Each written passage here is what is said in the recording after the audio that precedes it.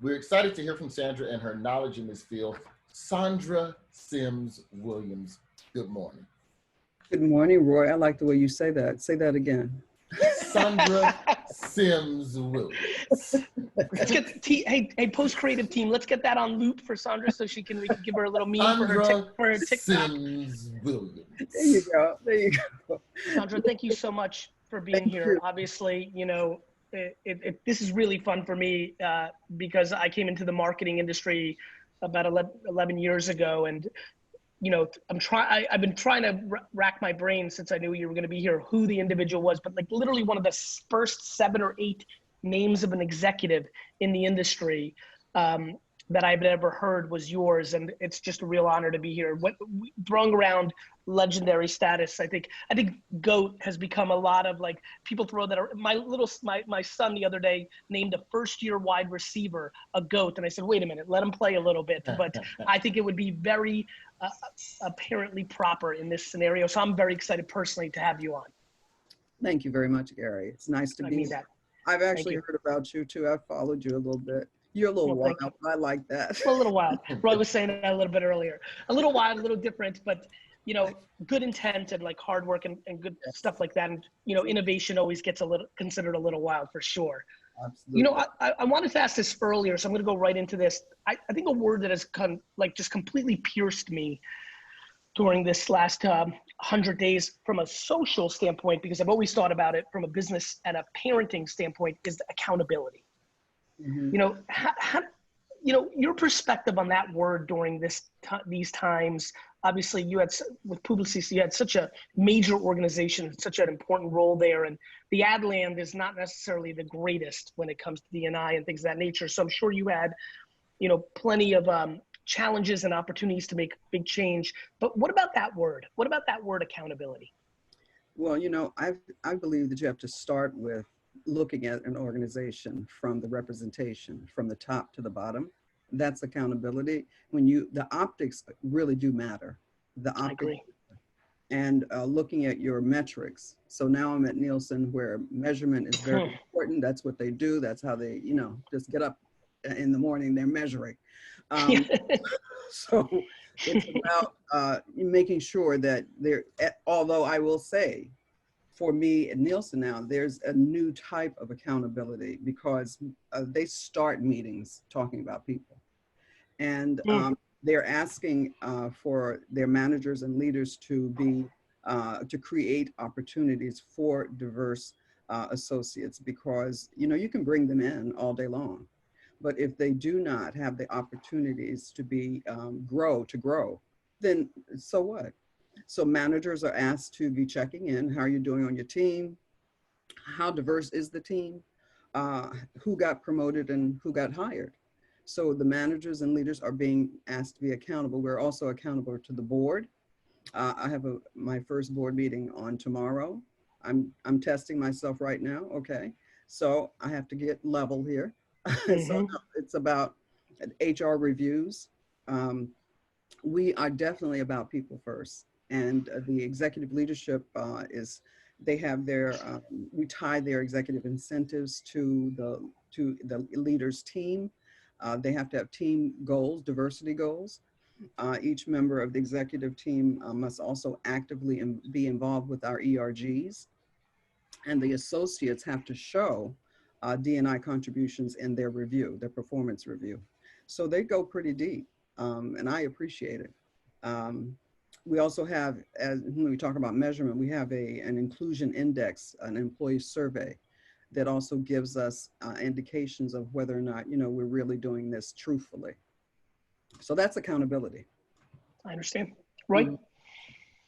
Sandra, as a minority in this space and being charged with, you know, spearheading this level of change, what level of responsibility do you feel to your white coworkers in making sure that they're also informed on everything that's going on, in terms of not necessarily who you answer to, but how much of a responsibility do you feel you have in this space, to be a minority in this space, to educate other people about the need for this change? So I've been doing this for approximately 20 years. So this is absolutely my passion. and I feel a tremendous responsibility to respond to everyone. This is about all of us. This isn't about just Blacks or Latinas. It is about everybody. Because, you know, when you look at it, we are all in it together and we can't do it separately. We really can't. So I have actually spoken to my Black associates and said, I know you get tired of answering questions, but this is the time to answer the questions. The door is open like it has never been open before, where your white colleagues want to talk. We have to talk. And I'm a big believer in conversation. I really am. We did have a town hall on race and privilege, and it was raw. And it was there to help open that door to the conversations. After that, since that town hall, I've been having roundtable conversations with each of the business units, their leaders and their associates, so that you can actually just, and these are sort of closed door. This is where you can just ask the questions, okay? Just ask the questions, because you know what? You're ignorant, I know it, you know it, and let's all just pool our ignorance together. Yeah. It's yeah, and Sandra, Sandra, in that, I'd love to get into your mindset on this.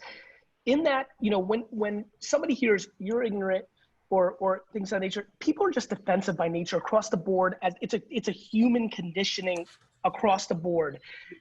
Is there strategies that leaders, both Black and white, can think about to make someone feel more comfortable and not make it a tonality around shame, but opportunity? Do you think about that through? Because I notice when I go into these combos, I can feel it. Like, nobody wants to be told that they're privileged. Nobody wants to be told that they're ignorant or they're bad. And I'm thinking a lot about what's the unlock, because all I see is people locking in deeper. What, you know, how do you think about that to make people feel comfortable from a, you know, from a strategy standpoint of even the wordsmithing, or just, you know, because I really do, I'm really spending a lot of time listening to, of course, listening in the macro, the way we're talking about, but even just reading hundreds of thousands of interactions online over the last 8 weeks. And I feel like the second somebody says something that makes someone feel insecure about it, all of a sudden I see them lock in. And I've been thinking a lot about what's the framework that allows someone to become more vulnerable, to accept it so that they can build. Thoughts on that? Yeah. First of all, I'm tired. You're afraid. We need to pull that. We need to understand that. This is about self-awareness, and this is about giving it up. I'm going to give up my shield and my armor, and you give up yours. I'm no better than you. You know better than me. This is the room in which we're going to sit, chit chat, and hopefully by the end of it, smile. I love that. It's breaking it down. That's all. I'm not here to fight each other. That's not what we're here for. We're here to actually engage and have that kind of decent human conversation. This is about humanity. That's what 100%. 100%. Yes, it is. For the companies that aren't as diverse or don't have a plan as detailed as Nielsen, how important, because I feel like what we're getting into now with a lot of corporations, there's an arms race to be Blacker, or there's an arms race to be more diverse right now for the sake of, you know, brand safety. Check in the box. Yep. Yeah. And so is it more important to have a plan, or is it more important to have the speed of execution right now? Even if you don't have a plan, just get diverse versus really sitting and laying out something. Goodness, no. It is about having a plan. Because if you don't have a plan, people get hurt, and we start to look bad and smell bad. You know, you have to start with a plan. Where is it that you want to take this? Really, where is it that you want to take it? I always suggest that we look at the representation. You decide how you want this plan to be laid out. I mean, nobody builds a building without a plan. You have to have a plan, and it requires you looking at how many floors you want and what you want on those floors. It requires you looking deeply within your organization to say, look at the board of directors, look at your leadership team, because truly when you start bringing people in and they look at it, then they lose hope if they don't see anything that looks like them. There has to be the rainbow. It really does have to be a rainbow, because in advertising, we are talking to multiple people all the time, differences all the time. If we don't have people in the room who can speak to that, then you of course you've known the mistakes that have been made, because that's people, right. And to your point, forget about some of the kind of things that have been big news for complete tone deaf. It's even, let's go to the everyday that, that matters in that world, which is, if you can't create relevance, the thing you've just spent all your time and money on is not going to work anyway. So to your point, there are the occasional, which is devastating, real tone deaf, and there's really some real issues with that. I think the hidden 99% to what you're saying, Sandra, is that every day people are spending millions of dollars to make something happen. And because they don't understand, whether you're talking slang, references, innuendo, casting, a nuance, one word, and because you don't understand that, the whole thing didn't work. And that's happening. And I try to tell business, because you know this better than I do. I'm in it enough to now know it. So many of them play defense across everything. D&I, everything, defense. I'm like, forget about defense. You're talking about the occasional once every 10 years, once every 3 years thing. How about every day? By not doing this, you're missing out on opportunity for growth, which is what you're here for.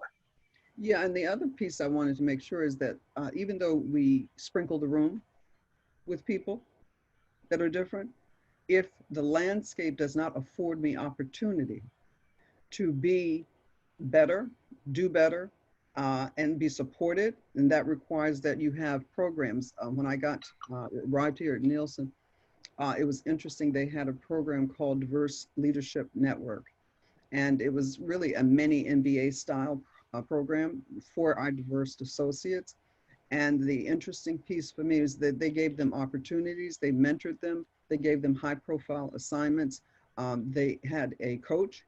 And what comes from that, they've had about 4 or 5 years of it, is that every time I meet somebody who's been through DLN, they are superior.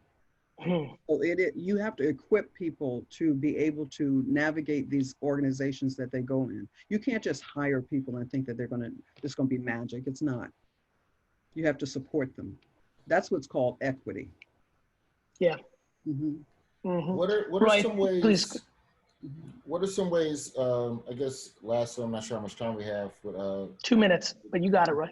But what are some ways that companies that are dealing with remote working can motivate and facilitate more diversity and inclusion and interaction? Because it's easy to disassociate yourself with coworkers that you don't have social similarities to, that the people who you don't kick it with at the office, you're definitely not kicking it with them outside of Zoom at the house. So what are some ways that some companies could, maybe encourage interaction amongst employees now? Well, we have actually asked our managers to have social hours because it's necessary. By the way, because there are people who are isolated by home, and they need to be incorporated in a group or with other people. So I think this is one of those rare times where you just have to pull people in. We've also asked managers to call on people who are isolated. And because of Zoom, we have the capability of, talking to people all over the world. I will say, since I've only been there 6 months, that doing that kind of thing has helped me actually, on board. So it is not, this is actually a rare time, but it's a good time to really engage people individually. So every manager is really required to just check in and say, how are you doing? In fact, we start our meetings, how are you doing? Because that question now is very real.